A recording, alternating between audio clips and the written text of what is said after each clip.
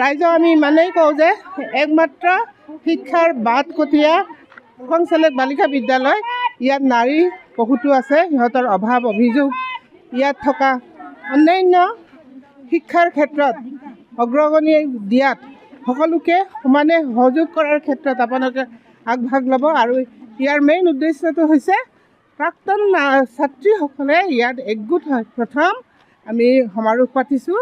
এই সমাৰোহৰ উদ্দেশ্যটো হ'ল নাৰীসকল জনা এৰিয়াত যেনেকৈ শিক্ষাৰ ক্ষেত্ৰত সকলো সমাজৰ লগতে সকলো ৰাইজৰ লগতে সমানে আগবাঢ়ি যাব পৰাকৈ আমাক আগবঢ়াই নিয়াৰ ক্ষেত্ৰত আপোনালোকে প্ৰচাৰ মাধ্যমটো আগবঢ়াই দিব বুলি আমি অনুৰোধ জনাইছোঁ।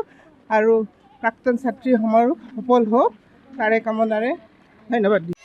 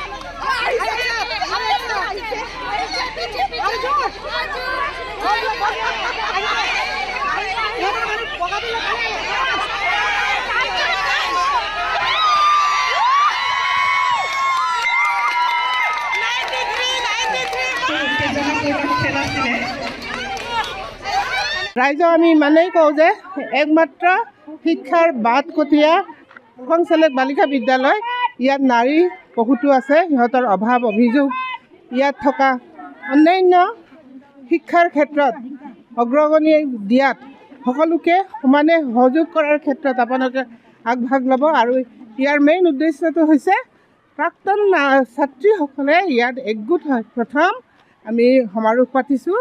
এই সমাৰোহৰ উদ্দেশ্যটো হ'ল নাৰীসকল জনা এৰিয়াত যেনেকৈ শিক্ষাৰ ক্ষেত্ৰত সকলো সমাজৰ লগতে সকলো ৰাইজৰ লগতে সমানে আগবাঢ়ি যাব পৰাকৈ আমাক আগবঢ়াই নিয়াৰ ক্ষেত্ৰত আপোনালোকে প্ৰচাৰ মাধ্যমটো আগবঢ়াই দিব বুলি আমি অনুৰোধ জনাইছোঁ।